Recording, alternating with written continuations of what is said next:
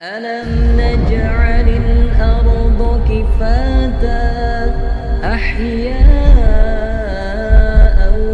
وأمواتا. Alhamdulillah, segala puji bagi Allah yang terpuji atas kesempurnaan dan terpuji atas kenikmatan demi kenikmatan yang dengan keimanan kita akan membuahkan dan menghasilkan kondisi di mana kita akan memuji dan mengagungkan Allah Subhanahu wa taala. Kita dengan keimanan dan pengetahuan yang kita miliki terhadap Allah Subhanahu wa taala dan kesempurnaan yang ada padanya, kita akan memuji dan mengagungkannya. Sebagaimana perkataan para ulama, "Law kanatil mar'u dza fikratin fi kulli syai'in lahu ayah." Seandainya seorang hamba senantiasa menggunakan akalnya dengan benar, mentadabburi hal-hal yang ada di sekitarnya, maka dia akan mendapati pada banyak hal dan bahkan pada semua hal terdapat tanda-tanda kebesaran Allah Subhanahu wa taala, yang dengannya kemudian seorang hamba memuji Allah Subhanahu wa taala, yang dengannya kemudian seorang mengagungkan Allah Subhanahu wa taala, apakah itu dengan lisannya atau dengan ketaatannya. Maka keimanan yang benar yang ada pada seorang hamba menuntun hamba untuk senantiasa mengagungkan dan memuji Allah Subhanahu wa taala. Wa ma bikum min nikmatin faminallah. Segala bentuk kenikmatan yang ada pada kita semuanya itu dari Allah Subhanahu wa taala.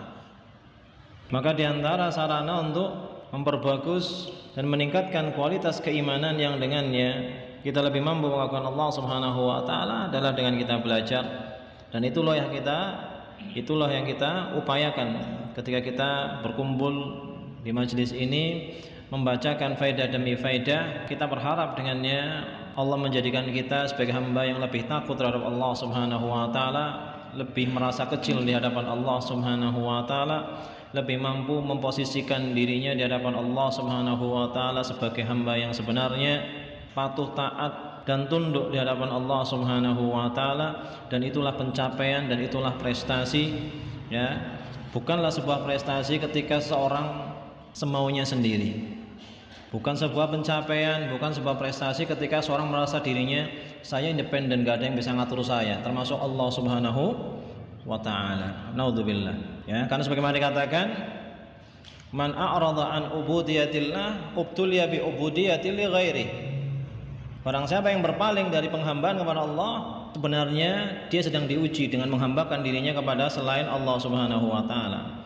Apakah pada syaitan? Barang siapa yang tidak mentaati Allah, sejatinya dia sedang mentaati selain Allah Subhanahu wa taala. Al-waqtu kasyif. Menit demi menit yang kita lewatkan itu seperti pedang. Kita di antara pahala dan dosa. In lam taqta'uha yaqta'u. Menit demi menit tersebut kalau tidak termanfaatkan dalam hal yang positif, dia sedang menjadi sebab yang akan kita menyesal kelak di akhirat. Maka barang siapa yang mampu melewatkan sebagian waktunya dalam bentuk-bentuk penghambaan diri kepada Allah Subhanahu wa taala, inilah pencapaian. Ya. Pencapaian adalah ketika kita mampu mengkondisikan jiwa kita, diri kita, hati kita nyaman dengan apapun yang Allah inginkan. Ketaatan dirasa sebagai kebutuhan, antusias dengan apapun yang datang dari Allah Subhanahu wa taala. Ya, maka ini tidak akan terwujud kecuali yang pertama dengan taufik dari Allah Subhanahu wa taala, dan kemudian dengan seorang belajar dan mengamalkan apa yang dia pelajari. Karena ada sebagian ilmu, ya, yang ternyata memudaratkan pemiliknya. Bagaimana dikatakan, al ilmu in lam yanfa' dhar. Ilmu yang dipelajari itu jika tidak mendatangkan manfaat bagi pemiliknya, dia akan memudaratkan. Maka seorang berdoa pada Allah agar diberikan kepadanya ilmu yang bermanfaat dan dilindungi dari ilmu yang tidak bermanfaat. Karena ilmu yang tidak bermanfaat hanya akan menjadi sebab seorang di akhirat dalam kondisi yang lebih buruk, ya, karena dia telah mengetahui lebih banyak hal yang ternyata tidak berbuah amal, tidak bermanfaat bagi pemiliknya. Dan sebagian ulama seperti Syekh Shalih Al-Utsaimin rahimahullah taala menyampaikan bermanfaat tidaknya ilmu seseorang, bermanfaat tidaknya ilmu yang dipelajari oleh seseorang itu diantaranya sangat bergantung bagaimana seorang mengagungkan ilmu itu sendiri. Seorang yang merendahkan ilmu jangan berharap dia akan mulia dengan ilmu. Seorang mulia dengan ilmu adalah ketika ilmu itu berbuah rasa takut kepada Allah Subhanahu wa taala. Bukan kemudian dia jadi populer, kemudian dia jadi pusat perhatian, bukan. Ilmu yang bermanfaat adalah ilmu yang dengannya seorang menjadi lebih takut kepada Allah Subhanahu wa taala, dan ini diantaranya bisa terwujud ketika seorang memuliakan ilmu itu sendiri. Syekh Shalih Al-Utsaimin rahimahullah taala beliau menyampaikan, ada sebagian orang yang menganggap memuliakan ilmu ini adalah tindakan yang berlebihan, tindakan yang tidak berdasar, lebay. Maka kata beliau, orang semacam ini nggak usah didengerin. Orang semacam ini tidak sadar telah menjadi alat dari apa? Syaitan. Ya, karena sejatinya tidaklah para sahabat meraih kemuliaan ilmu, tidaklah para ulama sampai di titik di mana mereka mulia dengan ilmu yang mereka miliki, kecuali ketika mereka berjalan di atas bentuk pengagungan terhadap ilmu. Kalau seorang hafal juz 30 juz tapi tidak punya pengagungan terhadap ilmu, dia akan jadi syaitan. Ilmunya akan menjadi bumerang bagi dirinya. Oleh karenanya para ulama mengkhususkan pembahasan tentang bagaimana adab seorang dalam menuntut ilmu, bagaimana bentuk pengagungan terhadap ilmu, ya, bagaimana memperlakukan kitab, bagaimana adab dalam apa? Mengambil ilmu, ya, wallahul musta'an. Suatu hal yang sudah dibuktikan dan menghasilkan, dibuktikan oleh para ulama kita sedari dulu sampai sekarang, wallahul musta'an. Oleh karenanya berkata ya, para ulama, sebagian ulama mereka berkata, tasyabbahu bil kiram fa in lam takunu mithlahum fa inna tasyabbuha bil kirami falahu. Serupakan diri Anda dengan orang-orang yang sudah jelas punya prestasi, dimuliakan oleh Allah Subhanahu wa taala dengan ilmu yang mereka miliki. Serupakan diri Anda dengan mereka meskipun Anda tidak bisa 100% persis dengan mereka. Karena sungguhnya usaha untuk menyerupakan diri dengan orang-orang yang jelas-jelas dimuliakan oleh Allah adalah keselamatan, adalah kebahagiaan, adalah kebaikan. Wallahu al-musta'an. Maka secerdas apapun seorang, segiat apapun seorang, sejenius apapun seorang, secepat apapun hafalannya, kita harus perhatikan bagaimana anak-anak kita jangan sampai mereka menjadi korban ketidaktahuan kita. Belajar banyak, hafal ini, hafal itu, belajar ini, belajar itu, tapi kita sebagai orang tuanya tidak pernah memberikan bimbingan bagaimana seharusnya mereka memperlakukan apa? Ilmu. Akhirnya apa? Merusak dirinya sendiri.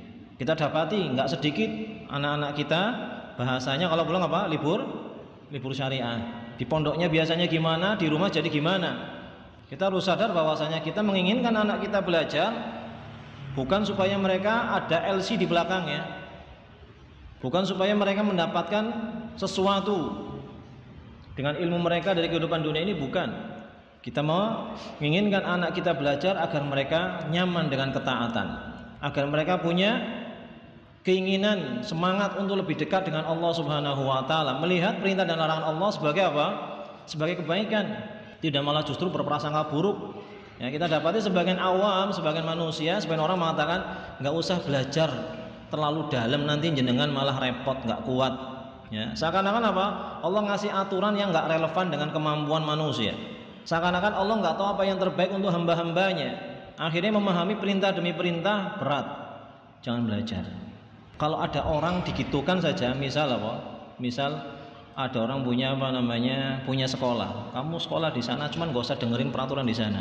Nggak bakalan bisa ente. Ya, kira-kira punya sekolah gimana? Ngawuri. Kemudian apa? Menganggap aturan Allah tuh nggak relevan. Dan penyebabnya adalah itu, tidak terdidik untuk nyaman dengan apapun yang datang dari Allah Subhanahu wa taala. Maka itu tujuan kenapa kita belajar dan memotivasi anak kita untuk belajar. Kita nggak tahu anak kita besok akan jadi apa, ya. Dan itu bukan dalam batas kemampuan kita, sukses atau tidaknya, berhasil atau tidaknya. Tapi mereka harus menjadi anak-anak yang soleh, yang dengan kesolehan mereka dijaga oleh Allah Subhanahu wa taala, dibimbing dan diberkahi hidupnya. Kalau kaya ya istiqomah, kalau miskin pun apa? Istiqomah. Kehidupan rumah tangganya berhasil pun masuk surga, kehidupan rumah tangganya nggak berhasil pun tetap masuk surga. Intinya sampai ke surga. Nah itu kenapa wallahul musta'an. Ilmu itu bukan supaya seorang dia udah lulusan dari pondok ini pondok itu, bukan itu. Dan kita berlindung dari niatan-niatan yang nggak jelas seperti itu.